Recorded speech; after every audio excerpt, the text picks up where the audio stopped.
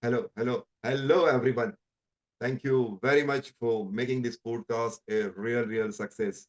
It is only because of you that we are going very soon. We will going to host our podcast 100th podcast on this platform. Once again, a heap of thanks to you. Well, today we have got an excellent speaker, Jose.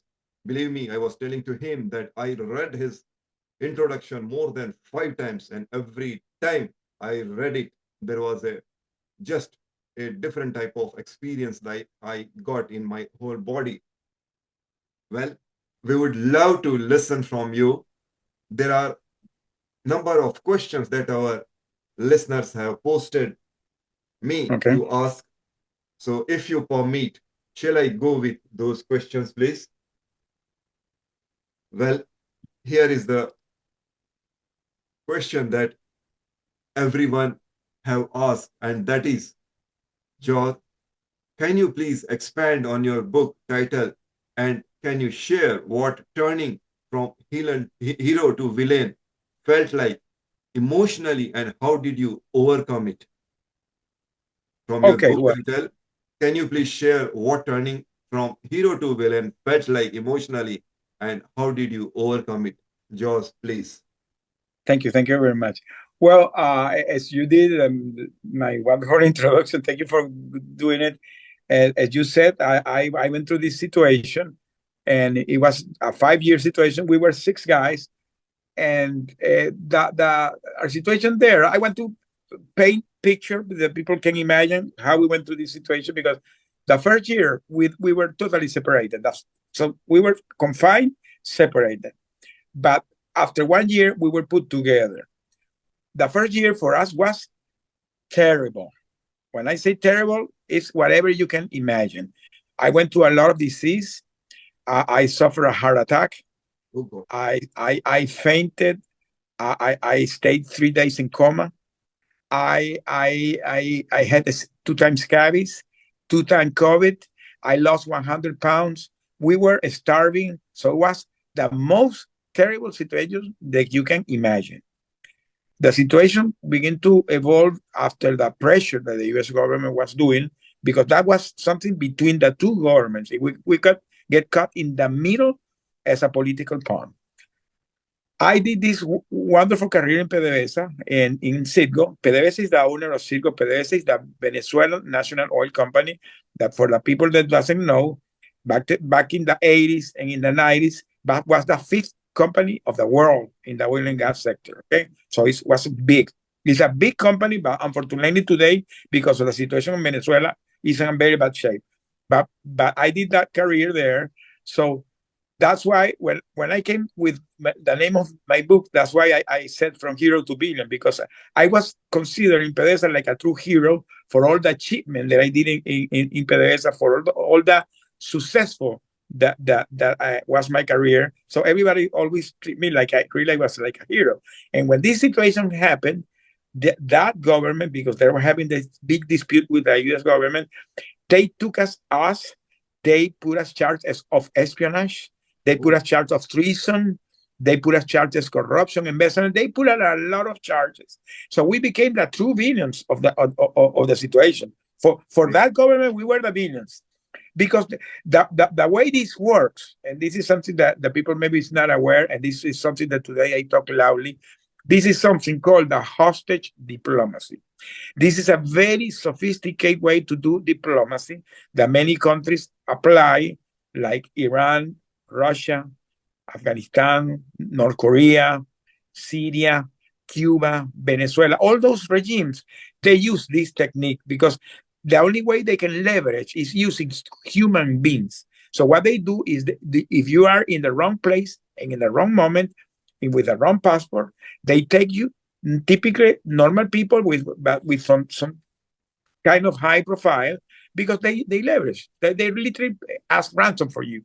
So we were caught in the middle of that situation, and really was terrible because it's a negotiation between two countries with all the political thing that had to you had to deal. In our case, we could come back after 5 years through a prisoner swap of the two nephews of the president of Venezuela. So the president of the U.S. had to do a presidential pardon to get those guys released to get swap for us. So it's real a serious situation.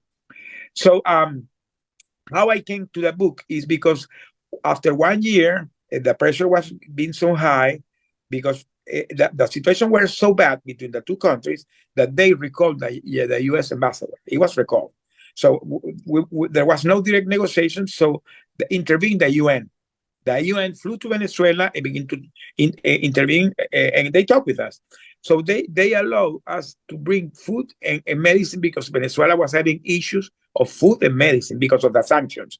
So my family decided that my eldest son, he flew to Colombia, and from Colombia, he was supplying me food to Venezuela, and he stayed doing it during 4 years, my son. 4 years doing that.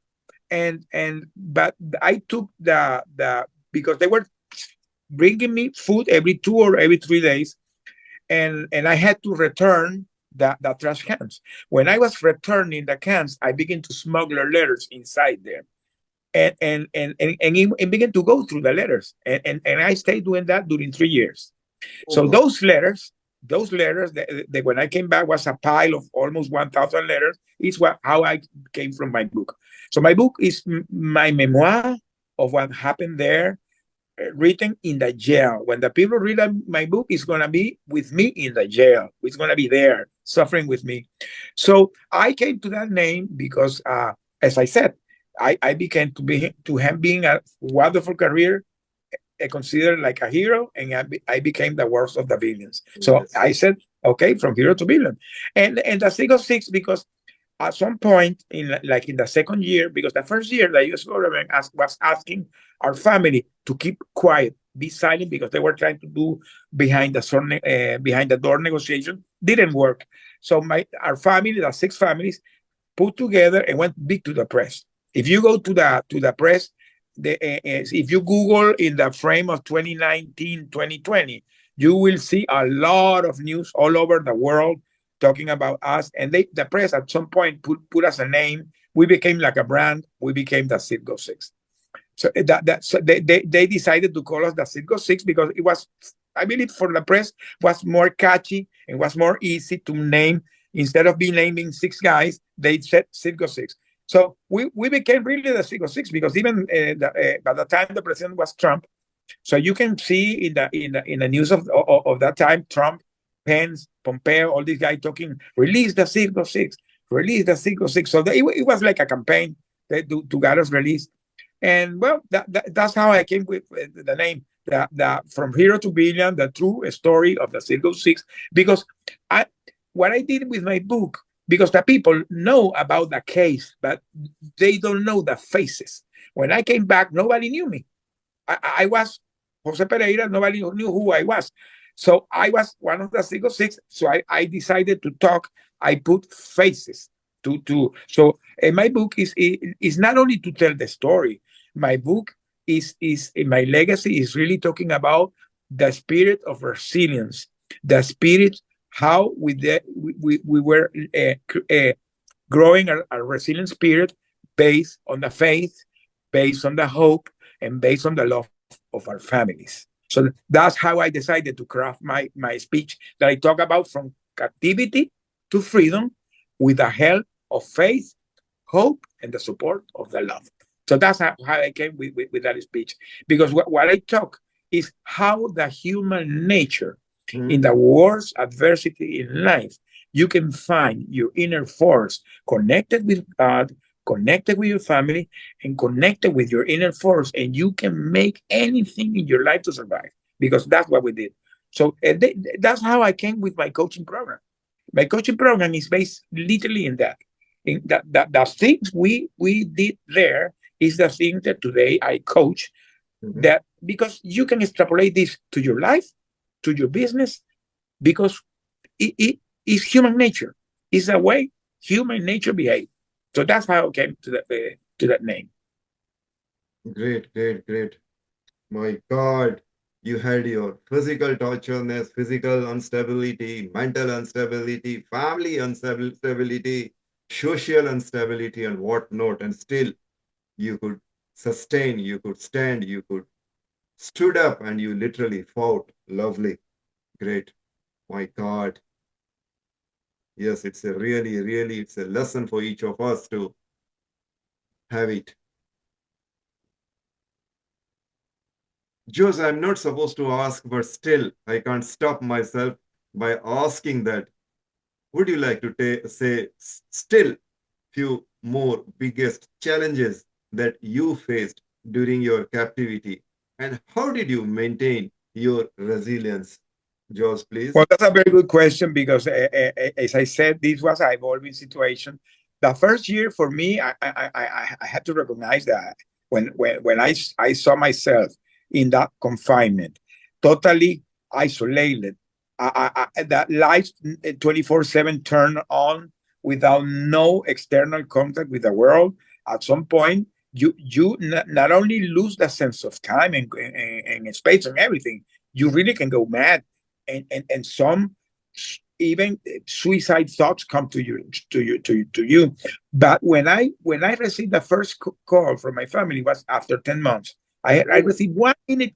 10 months after, I received a 1 minute call of my wife, and and I heard her voice. She heard my voice, and she said, "We are working hard to bring you back with the U.S. government." And I told her, "I'm alive." And that gave me a boost of hope. That day I learned that I needed to survive for my family. 2 months later, we were putting the six together. We were all long-term executive that all our life did strategic planning. All we had strategic thinking. So we created a survivor plan. We Mhm. decided to create a survivor plan, and I was now smuggling those letters with my wife. Literally, I was having every 2 days contact with her. Now I was more aware of all the situation because we created like a secret code. Hmm. So if the letter for some reason get cut, we were talking in codes, but I was aware that what was going on. So that gave us a lot of hope. But how we were strong in our resilience. The first thing, because once we created that plan, we begin to get focused in that situation. Really focused. We were so focused in what we were doing that we had a plan keeper, a guy that was following that we were stick to the plan. So we begin to get focused in executing the plan on a daily basis, and the days begin to run very fast because we were all the days doing things. We begin to take care of our mental, physical health because we begin to be allowed to read books. I was reading all the day. As I said, I was writing. We were exercising. The eating process, we did it in a way that everybody could eat alone without no interruption in the solace of your peace. We begin to have fun. We begin to play domino inside there, and we begin to read the Bible and pray. So all these things we did it all the day long. It begin to Our days begin to go really fast. It begin to do in 1 day, in a week, in a month, and 1 day we came back. So that really keep us focused. We begin to be positive. We were always having positive talkings. We always were talking about our families, or talking our trips, talking about good food, talking about great things that we went through our lives. So always we were having positive things because that maintained us having a positive mindset. The support of our family. I always say that in any adversity, you need to have the support of the people that love you. Never navigate this alone. And having now being connected to our spirituality, praying and reading the Bible, everything together. Really, when today I understood the process and finding the purpose, because I discovered that my purpose was do everything I had to do to be back to my family. So that really gave me a boost in the resilience. Oh God, my God, really, it was so thrilling that luckily you could support yourself by reading Bible, doing exercise, and be with the others. Great. And we created strong bonds. That we had a something that if for some reason one of the six was down, the other Mm-hmm. five immediately came to support him. So we were coaching ourselves. And for example, because the friction was there, we were in a tiny place, a confined Mm-hmm. place. So the possibility to have friction was really high. Someday you could be down and anything can arguments, we always was talking about. We never allow something to go further. Anything we talk it, we who did the thing ask for pardon, and we move on. We never say, and this is something that today I apply to that when I'm coaching business owners, because Mm-hmm. one of the big problems in any company is communication. One of the biggest problems is communication. The people don't talk about it, and then comes the problem of the communication in your company, because all these things now I apply to coach people, because again we're talking about human beings. Right. So I have few more questions to ask, but the time do not permit me to go further. But still, I have got few questions as a rapid fire question. Please try to answer in 1 or 2 words or as short as possible. And Okay. the most lovable question that I have from my side is: you have number of books and number of occasions and number of occasions that you shared and you want to share and you would be sharing. Please tell one name of one book that you would like my listeners to read. Men in a Search of a Meaning of Viktor Frankl. That book was who helped me to survive. I read the book in there. Men in a Search of a Meaning. I strongly recommend that everybody has to read that book.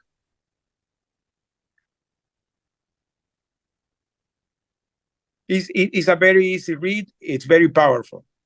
It, Yeah, it, it talks about that everybody had to find a purpose in their life. yes.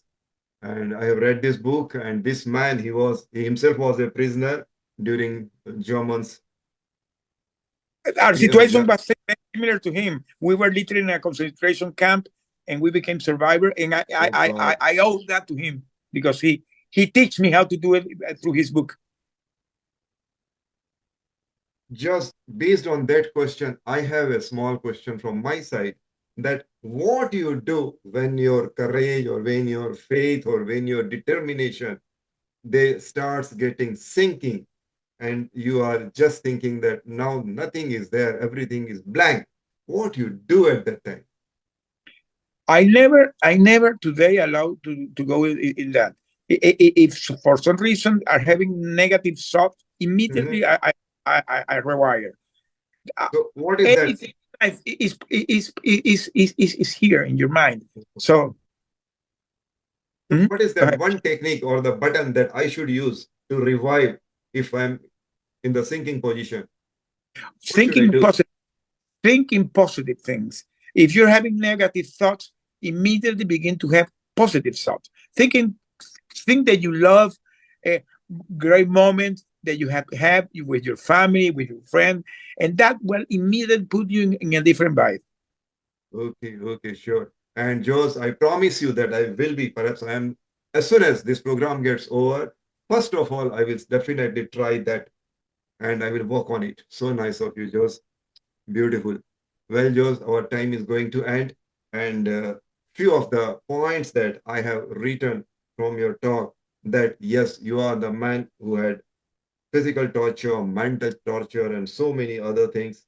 You are the man who once upon a time was a hero, but you are pictured as a villain.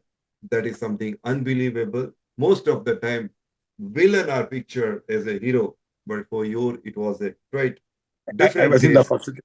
My God. And you could survive, you could sustain the spirit of perseverance. That was something great. In 10 months, first time you, after 10 months, you heard your wife's voice first time. My God. So I can imagine the condition of your wife for 10 months without listening your voice even. I'm Oh, encouraging her today that to read to write her book, to tell her story, because she's the other coin of the story. So I'm encouraged because she really did a great thing. So if I'm Brazilian, she is super resilient. So I'm encouraging her to that she write her book. She's doing it now, her own story. So, right, Josh, definitely. And I think that we should give credit, more credit to your wife who literally fought from the back screen and help you to come out of your situation. Well, Josh, Correct. it was so nice of you. I'm each and every listener, even who are listening now, or even who will be listening afterwards, they will be thrilled and they will be definitely get motivated after hearing this podcast. The reason, the biggest reason that perhaps till now, as I said, that we are soon going to reach 100 podcasts, but perhaps your story is totally unique, unbelievable. A man who could sustain, my God, more than 5 years of imprisonment. Great. Josh, we would love to have you again and again. I definitely, along with my readers, pray Almighty for all your health, wealth, and spirit. Once again, I say a big namaste to you and tell you that, Josh, see you soon and be with us as and well we call you. Once again, thank you. Thank you very much, Josh. Thank you very much. So Thank you nice very of much for you. having me.